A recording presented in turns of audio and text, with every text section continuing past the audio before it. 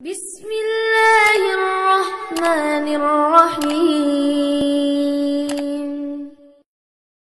Tidurnya tasbih, tidurnya ulama juga tasbih.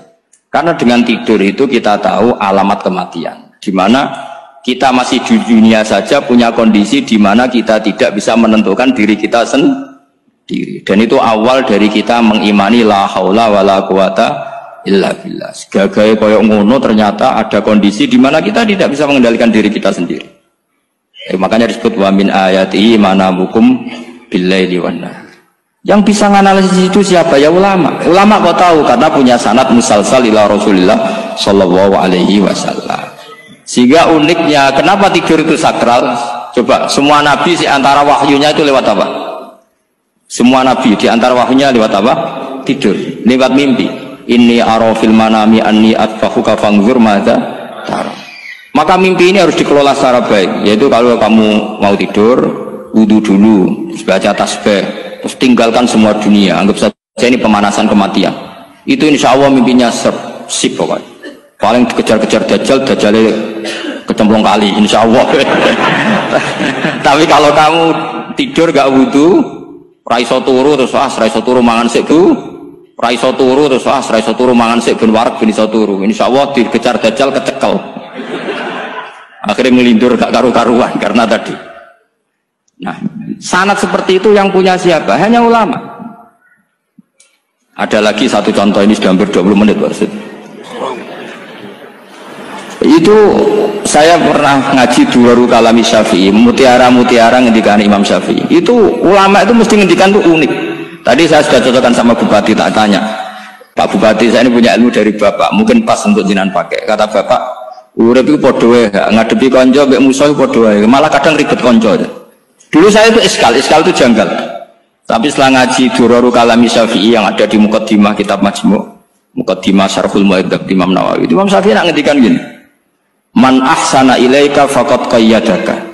Wong apiki kowe nyancang kowe. Kaya Pak Rosid itu apian mbak aku. Ngerti sarang sowan mampir, gayane apian, jebule nyancang. Awas nara tekon itu mak. Itu faqat qayyadaka, nyancang kowe. Tapi waman asaa ilaika faqat atlaqaka. Wong sing ngeleki kowe iku penak bebasno kowe. Kowe tau diutangi wong kancamu ta musuhmu. Sing biasa utang kowe lho. Kanca. Kowe numpak mobil ketemu musuh enak ra usah nawani, nek ketemu kanca monggo bareng. Sengel ngelo kowe kanca atau musuh. Artinya gini, kanca ya barokah, nggo perjuangan, musuh ya barokah mergo ora tau utang. Jadi segampang itu ulama melihat kehidupan tuh, man ahsana ilaika faqad qayyadaka wa man asaa ilaika faqad atlaqaka. Jadi akhirnya kita hidup itu berkah terus. Di konco ya enak kados kula di konco Gus Yofur nak kula mboten saged fikih musyawarah, ra iso tasawuf musyawarah. Di konco Pak Rosid, konco rai sederhana. Pokoknya duit. Tadi kurang contoh. Kalau rai Arab kan enggak sederhana, Pak. Wajahnya mewah terus. Ekonominya juga sederhana. Saya sama Rosid sama-sama gak kaya. Jadi tadi nyatakan kan Gus Yofur sama Gus Baknya ngebis. Memang saya sering sama Gus Yofur ngebis sampai sekarang masih sering. Bukan karena miskin yang jelas itu pilihan itu. Jadi ulama itu segampang itu melihat kehidupan. Saya termasuk kiai muda yang nggak takut mati, bukan karena yakin di surga gitu, karena saya sering baca berdoa.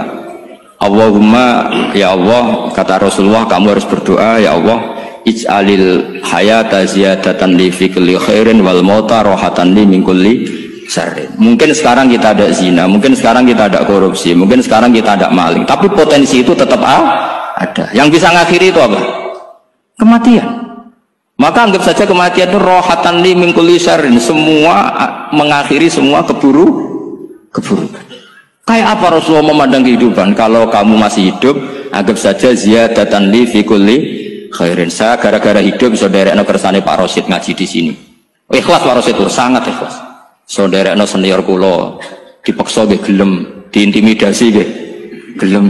Wah itu barokah. Nanti setelah saya mau mati, pikiran saya juga akan ridho-ridho saja. Ya Allah, ini akhir dari segala potensi keburukan saya. Sehingga kiai NU, kiai alim itu ada bajingan, tukang ngemel wong kok mati. Saya gitu Pak, niki saya. Tanggane orang sing gelem muni saya. Kiai ini maksud, ayo Pak muni saya Pak. Mboten saya ini tempuh. Lah nggih saya pun mati, pun mboten saged nakal nih. Ya jenenge rohatan li min kulli syarrin. Kalau mayit ya rohatan lahu min kulli syarrin. Kayak apa? Sanad kita ke Rasulullah kabeh itu dimana jadi ibadah. Al hayat ziyadah fi kulli khairin, al maut rohatan min kulli syarrin. Kenal Pak Rosid ya ibadah. Apalagi kenal Gus Zofur ibadah, kenal Bupati ibadah, konco perjuangan. Kok kenal preman ya ibadah, konco latihan dakwah. Anggapnya latihan ngelola rehab. Kenal polisi ibadah, jaga stabilitas nasional. Kenal ABRI ibadah, jaga NKRI. Kenal orang nakal ibadah, dianggap pembinaan. Semua itu ibadah. Kayak apa ajaran agama ini? Semuanya baik-baik saja. Tergantung niat. Tapi sanad ini siapa yang punya? Hanya ulama. Nah ulama itu siapa? Ya orang yang kamu ketemu. Dalam konteks ini Mbah Mun. Mbah Mun ngajari kita macam-macam. Mbah Mun ketemu orang siapa saja hormat. Saya kemarin bikin makalah untuk beliau, termasuk saya cerita dari riwayat Rasul Aqli ba'dal iman billah at-tawaddud ilan nas wastina'ul ma'ruf ila kulli barrin wa fajirin.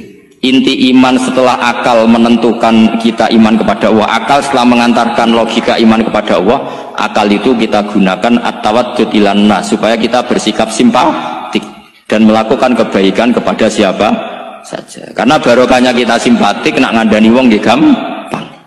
Misalnya kita di kiai alim sundulang gitu sampean mbek tonggo modit ketemu wong perengut sing ape ngandel iku sapa? Sementara sing preman ayo ngopi nggonku sik tenang ae. Sing kiai ini orang pegawean gak ada kopi kowe.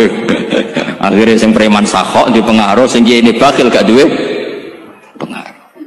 Itu tidak boleh kejadian seperti itu. Makanya ada riwayat wastina'ul ma'ruf ila kulli barrin wa fajirin. Jadi kalau suwun sanad-sanad seperti itu tidak boleh hilang.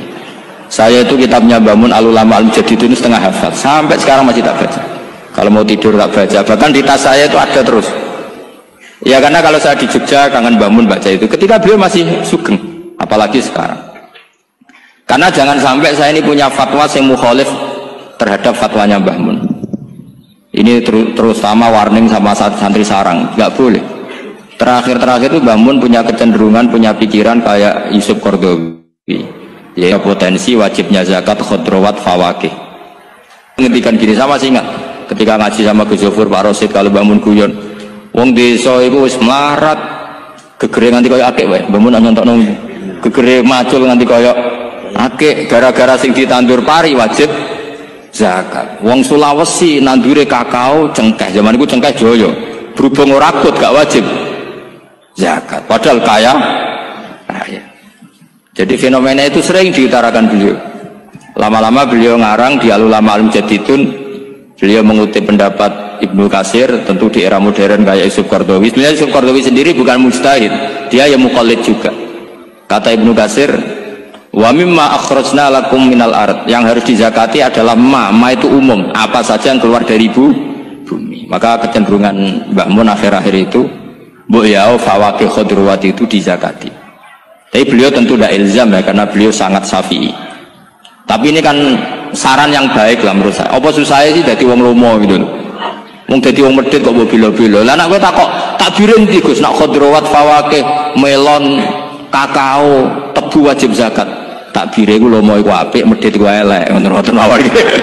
Subhanallah wa bihamdihi adada khalqihi wa ridha nafsihi wa zinata arsyihi wa kalimati. Subhanallah wa bihamdihi adada khalqihi wa ridha nafsihi wa zinata arsyihi wa kalimati. Subhanallah wa bihamdihi adada khalqihi wa ridha nafsihi wa zinata arsyihi wa kalimati.